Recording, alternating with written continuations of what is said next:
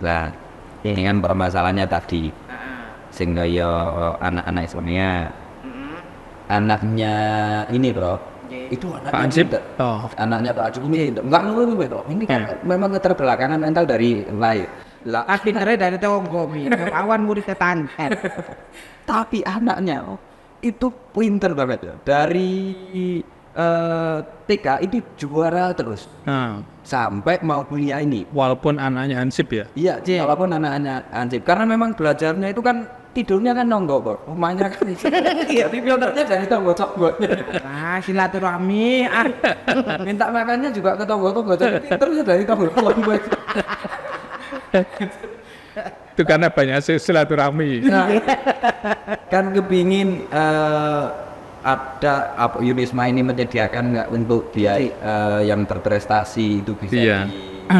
dirasakan kayak Yunisma di kodok di sini gitu. Iya. Jadi gini ya, calon mahasiswa itu kita tidak melihat latar belakang kehidupan orang tuanya itu miskin atau kaya ya. Tapi yang jelas bahwa yang kita lihat adalah anak itu punya prestasi. Saya sendiri, Pak RT, saya dilahirkan di suatu desa di tengah-tengah rawa di Tuban sana. Tepatnya di Kecamatan Pelumpang, dusunnya Landean, desanya Kloto. Itu masuk Indonesia. Kloto, iya. Kloto itu Tapi ada desa. terkenal pondok Kloto kan ada. Ada produk-produk. Oh gitu ya. Nah, jadi saya itu dilahirkan oleh seorang ayah dan seorang ibu yang tidak bisa membaca maupun menulis. Gitu. Karena memang tidak sekolah.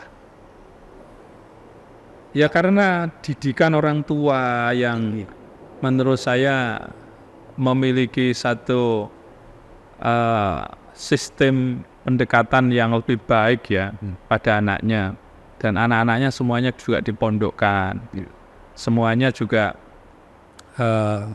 sekolah ya sampai di perguruan tinggi seperti saya itu. Tapi ingat bahwa doanya orang tua itu mustajabah, mustajabah sekali, apalagi mereka penghasilan dari seorang petani dengan rekoso ya, dengan rekoso. Kalau zaman dulu lah tinggi bro.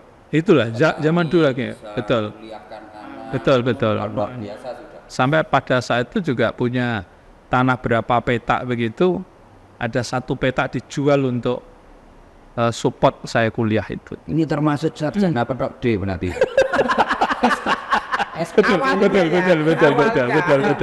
Betul. Jadi sampai satu petak. Itu luar biasa ya itu ya. Jadi maka kita di sini memberikan beasiswa kepada calon mahasiswa yang berprestasi. Prestasinya itu bisa akademik dan non akademik. Jadi di sini ada beasiswa kader ulama. Ini generasi NU ya, santri ya, generasi NU.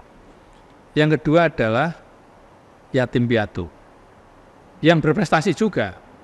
Kader ulama itu juga yang berprestasi, tidak hanya sekedar ini karena nggak punya duit ingin kuliah itu, wah kacau itu nanti ya. Yatim piatu yang Berprestasi. muda sama Jadi nanti anaknya muda mas. Gak boleh katur ini kono jadi miskin pun juga yang berprestasi.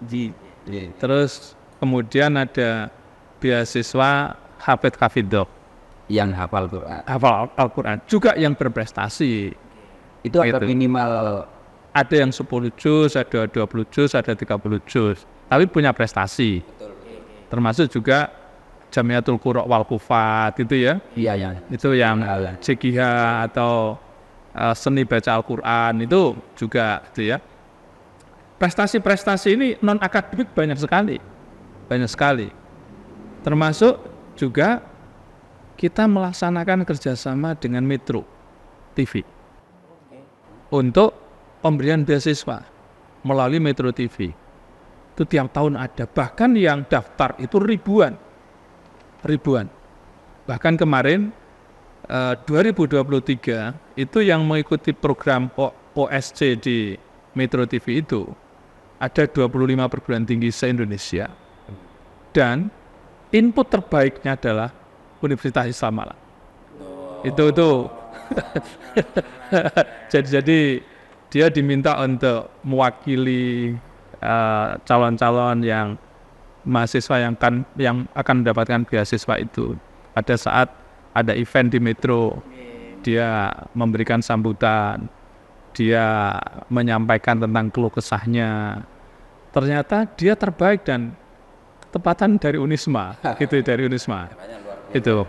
Artinya begini, kalau non akademis, siapapun yang ada prestasi non akademis mengharumkan nama bangsanya, Betul. daerahnya, itu bisa saja dia. Bisa. Jadi itu juara kabupaten, kota, provinsi, nasional, internasional, datang ke Unisma. Kita kasih beasiswa. Gitu, kita kasih beasiswa.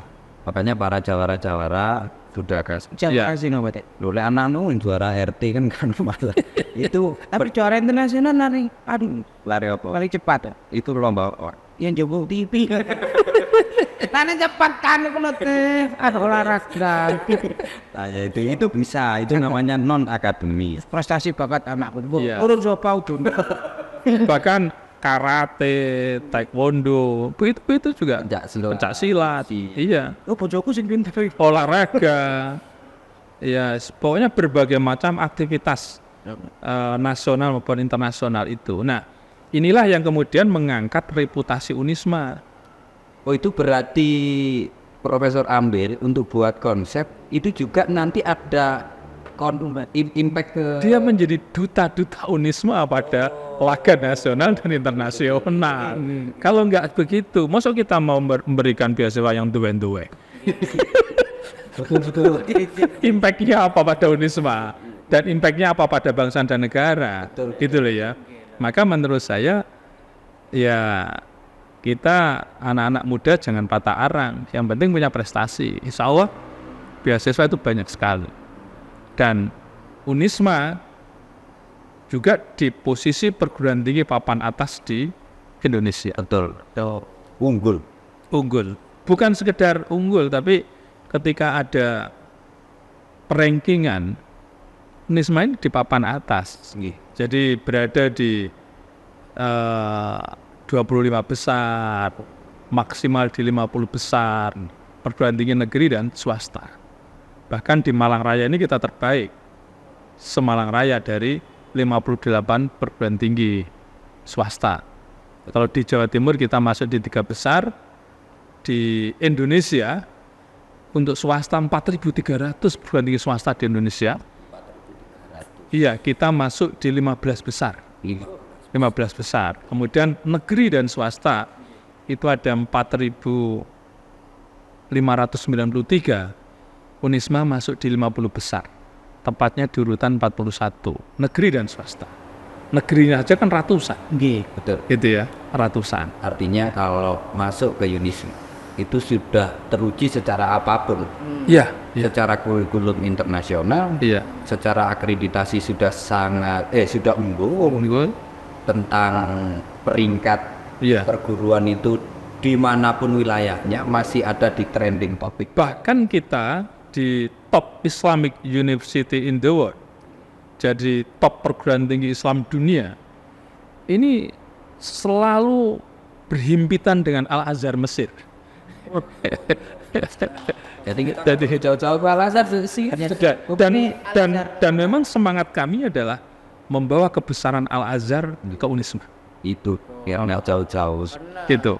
Al-Azhar Jadi Nusantara ya. tekad kami itu.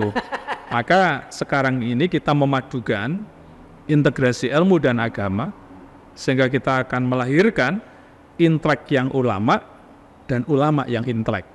Karena nuansa pendidikan di sini bukan semata-mata mengembangkan kompetensinya, tetapi juga membangun moralitasnya. Itu yang gua. Gitu. Jadi di sini nggak menciptakan teroris kan? Ya, Naudzubillah min dzalik lah. Justru di sini S3-nya saja program S3 itu ada program studi pendidikan Islam multikultural. Ini justru Unisma itu mempersiapkan duta-duta perdamaian di tengah-tengah kehidupan masyarakat. Bahkan juga bukan sekedar mempersiapkan duta-duta perdamaian Indonesia, tapi perdamaian dunia. Karena mahasiswa Unisma ini sudah bermuara dari 41 negara. 500 lebih mahasiswa kita dari luar negeri. Maka ketika dia pulang ke daerah, ke negaranya, kita harapkan menjadi dutanya Unisma mereka. Itu betul. Makanya kalau negara yang mau maju itu yang penting damai dulu. Damai dulu, betul. Kayak kalau berkeluarga itu. Kalau tukaran terus itu ekonomi nggak naik-naik. Bukan sekedar ekonominya nggak naik, berantakan. Betul. Tapi anak akeh kan. Cowok kan ngono masih tukaran ya anak yo. Faktor lain. Karena orang planet itu hiburannya ya itu saja. Mau lihat apa lagi? Apalagi jauh dari keramaian. Lihat itu. Loh itu resmi loh ketika saya itu ke NTT. Pada saat itu saya dengan Pak Menteri Desa melakukan kunjungan kerja dari hotel ke lokasi. Itu butuh waktu sekitar 8 jam. Hotel saja tuh. Ke lokasi. Itu kayak 8 jam. Jadi itu tepatnya di Lembata saat itu. Pulang mau cari jalan yang lebih dekat. Saat itu jalan alternatif lah ya. Harus menyeberang sungai. Ternyata apa? Sungainya itu airnya mengalir dengan deras sehingga mobil gak bisa lewat. Nah, akhirnya apa? Jalan kaki. Jalan kaki hampir 15 kilo. Hujan rintik-rintik. Nah pada saat hujan rintik-rintik itu kami masuk ke rumah warga yang terpencar-pencar itu. Nah pada saat itu ngobrol-ngobrol dengan si tuan rumah ini. Saya tanya, Pak, anaknya berapa? 9 bilang dia. Masih muda itu. Terus pikiran saya begitu. Mungkin nggak ada hiburan itu satu memang di sana nggak ada hiburan, tapi karena banyak itu memang untuk melawan singa, memang tidak pedalaman, takut jadi. Dan itulah yang kemudian Indonesia itu punya bonus demografi, itu bonus demografi. Jadi anak usia produktif, usia 15 sampai 65 tahun itu yang sekarang ini mayoritas. Sekarang ini mayoritas. Cuma di usia-usia produktif ya, yang dikatakan menjadi, kita harus persiapkan untuk menjadi generasi emas itu ya. Kalau mereka tidak dididik dengan bagus, bukan lagi akan menjadi bonus demografi, tapi akan menjadi malapetaka demografi. Maka Unisma hadir ini dalam rangka untuk menjawab tantangan zaman, agar supaya alumni-alumni Unisma akan menjadi leader di mana saja dia berada. Oke, luar biasa, orangnya leadership yang utama. Iya. Jadi nanti kita akan bahas lagi, Prof, karena saya semakin penasaran. Saya kayak nyangka anakmu aku yang gue yakin. Kamu ya pinteran anakku. Jalur prestasi karena RT kebanggaan. Iya. Makanya jangan kemana-mana dulu, tetap di podcast TV Semis.